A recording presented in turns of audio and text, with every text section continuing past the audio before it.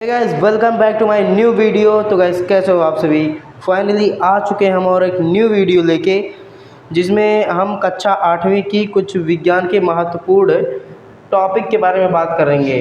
ये 10 ऐसे टॉपिक हैं जिन्हें आप अगर करके चले जाते हो तो आप भाई कक्षा 8वीं के विज्ञान के एग्ज़ाम में फोड़ के आने वाले हो। जी हाँ, बहुत इंपॉर्टेंट है ये और बेसिक है, बहुत ज़्यादा टफ भी नहीं है। ये बेसिक पॉइंट हर साल आपके 8वीं के एग्ज़ाम में आने वाले हैं। तो चलिए देखते हैं एक एक करके। तो यहाँ पर विज्ञान के महत्वपूर्ण बिंदु दिया हुआ है और पहला पॉइंट है इसका प्रकाश संश्लेषण। जी हाँ, ये बहुत ज़्यादा इम्पोर्टेंट है। ये 8वीं के साथ साथ आपके 10वीं 12वीं बोर्ड एग्ज़ाम में भी आता है। तो प्रकाश संश्लेषण में होता क्या है, जैसे हम लोग खाना खाते हैं तो हम लोग के पास ऊर्जा मिलती है। तो वैसे जब पौधे की बात आती है, पौधे बड़े कैसे होते हैं, प्रकाश संश्लेषण द्वारा पौधे अपना खाना बनाते हैं, फिर उसी प्रकार से वो बड़े होते हैं जिससे उनको ऊर्जा मिलती है। ठीक है, तो पौधे सूर्य के प्रकाश से जल और कार्बन डाइऑक्साइड को अपना भोजन बनाते हैं। देखिए, जल भी डालना पड़ता है। जी हाँ, वो सूर्य प्रकाश लेते हैं क्लोरोफिल की मदद से और हमको जल भी डालना पड़ता है। ठीक है, तो ये ऐसा चीज़ होता है। और दूसरा है फसल उत्पादन। जी हाँ, ये बहुत ज़्यादा इम्पॉर्टेंट है, जो कि फसल उत्पादन जैसे मिट्टी के तैयारी, बुआई, सिंचाई और निराई और कटाई खेती के मुख्य चरण होते हैं। ठीक है, फसल उत्पादन जैसे मिट्टी जो होती है वो तैयार होनी चाहिए आपको। फसल उत्पादन के लिए मिट्टी तैयार होनी चाहिए। बुआई, अगर आपके पास सिंचाई की सुविधा नहीं है तो भाई फसल ख़राब हो सकती है। सिंचाई की सुविधा उत्पन्न होनी चाहिए आपके पास। और निराई कटाई उसकी बराबर देख रेख करते रहना चाहिए। और सूक्ष्म जीव, जो कि तीसरा पॉइंट अगर हमारा आता है जिसका नाम है सूक्ष्म जीव, कुछ लाभदायक होते हैं जैसे दही बनाने वाले बैक्टीरिया, और कुछ रोग फैलाते हैं जैसे फंगस हो गया भाई, रोग फैलाता है। और दही में जो बैक्टीरिया पड़ते हैं ना भाई, बहुत ज़्यादा फ़ायदेमंद होते हैं हमारे डाइजेशन के लिए। तो यही सब चीज़ है। और जो कि मतलब आपको पहले पता होना चाहिए कि कौन सा फ़ायदा करता है, कौन सा नुकसान करता है, तो उसी हिसाब से आप अपना काम चलाएंगे। देखिए, बैक्टीरिया सिरके में भी होते हैं, वो भी फ़ायदे करते हैं। दही में भी होते हैं, वो भी फ़ायदे करते हैं भाई। और कुछ चीज़ जैसे फंगस हो गया, काई हो गई, ये सब अगर आप मतलब खा लेंगे तो आप बीमार पड़ जाएंगे ना। बस वही बात है। जैसे नाली में बैक्टीरिया होते हैं, उसको अगर आप खा लेंगे या नाली का पानी भी पी लेंगे थोड़ा सा भी, तो भी आप बीमार पड़ जाएंगे। तो ये वही बात होगी ना। तो पौधे और जीव का संरक्षण मतलब बचाना। जैसे देखो, वनों और वन्य जीवों की रक्षा करना आवश्यक है, क्योंकि भाई एक भेड़ होती है, उसको लोग खेत में बैठाते हैं। अगर वो भेड़ नहीं रहेगी तो खाद कहाँ से मिलेगी भाई। वन का जीव, अगर गाँव गाय भैंस नहीं रहेंगे तो खाद कहाँ से मिलेगी खेत को। ठीक है, इसीलिए हमेशा वनों की रक्षा करना, ठीक है, वनों की रक्षा करना हमेशा चाहिए। और अपने पशुओं की रक्षा करना हमेशा रक्षा करनी चाहिए। ठीक है, और पांचवा पॉइंट आता है हमारा बल और दाब। जी हाँ गाइस, ये फिजिक्स का पॉइंट है, फिजिक्स की तरफ से आता है कक्षा 8वीं में, जो कि साइंस की बुक में ही होता है। फिजिक्स, बल किसी वस्तु की दिशा बदल सकती है या गति कर सकती है। ठीक है, मतलब बल किसी वस्तु की गति, दिशा या आकार बदल सकती है, बिल्कुल बदल सकती है। जैसे कोई बॉल है और उसको आप बैट से मारते हो तो थोड़ी देर, 1 सेकंड के लिए पचक जाती है, फिर बाकी वही अपनी अवस्था में आ जाती है, वो बात अलग है, लेकिन थोड़ी देर के लिए पचक जाती है। जैसे कोई कागज़ है, उसको बल लगा के आप फाड़ दो, क्या उस अवस्था में दोबारा आएगी वो?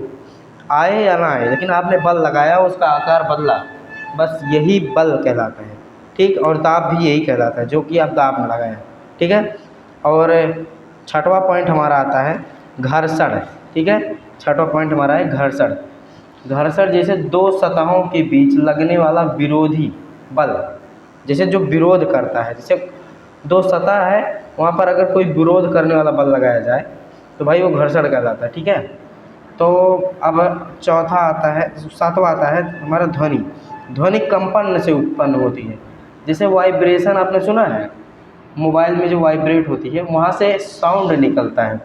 अगर आप कंपन करेंगे तभी तो, जैसे मैंने ऐसे किया, आपको कुछ साउंड सुनाई दिया, तो मैंने कंपन किया, इसलिए आपको साउंड सुनाई दिया। ठीक है, इसीलिए ध्वनि कंपन से उत्पन्न होती है। और आठवां सबसे मेन इम्पॉर्टेंट पॉइंट है विद्युत धारा और रासायनिक प्रभाव। ठीक है, विद्युत धारा और रासायनिक प्रभाव।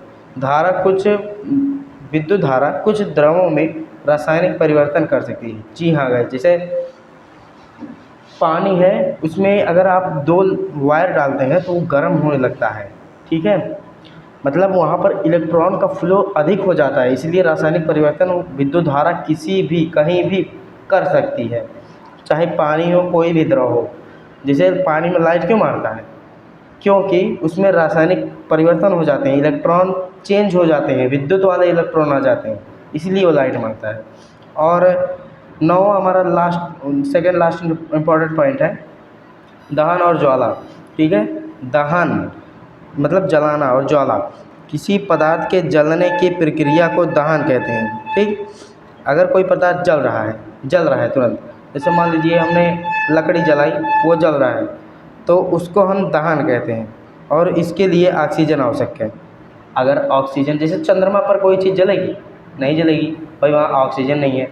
अगर ऑक्सीजन होगा तभी जलेगी। एक फायर बुझाने वाली गैस आती है जो वहाँ से ऑक्सीजन को हटा देती है, जैसे कि हॉस्पिटल स्कूल वगैरह में आपने देखा होगा, जो कि ऑक्सीजन हटा देती है भाई। अगर ऑक्सीजन हटा देगी वो, तो भाई आग लगेगी नहीं, ठीक है। इसीलिए दहन और ज्वाला भी बहुत ज़्यादा इम्पोर्टेंट पॉइंट है हमारे क्लास 8 के एग्ज़ाम पॉइंट ऑफ व्यू से, ठीक है। और हमारा 10वां लास्ट पॉइंट आता है जो कि बायोलॉजी की तरफ से आता है, कोशिका। कोशिका जीवों की संरचनात्मक एवं क्रियात्मक इकाई है भाई।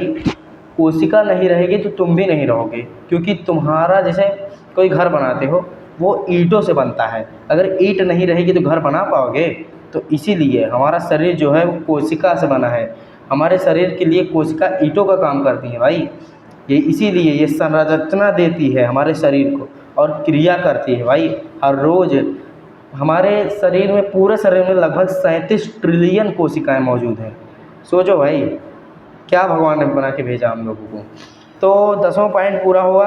आपने वीडियो को पॉज कर करके देखना है और 10वां पॉइंट को अच्छे से याद कर लेना है। आपके एनुअल एग्ज़ाम में, 8वीं के एनुअल एग्ज़ाम या किसी भी एग्ज़ाम में बहुत ज़्यादा इंपॉर्टेंट पॉइंट है। पूरे साइंस की बुक में से छान के लाया हूँ भाई। और बिना देरी किए हुए हम यहीं पर एंड करते हैं इस वीडियो को। आशा करता हूँ आपको समझ में आया होगा। समझ में आया तो लाइक कर देना और सब्सक्राइब कर देना। मिलता है नेक्स्ट वीडियो में। Thank you for watching.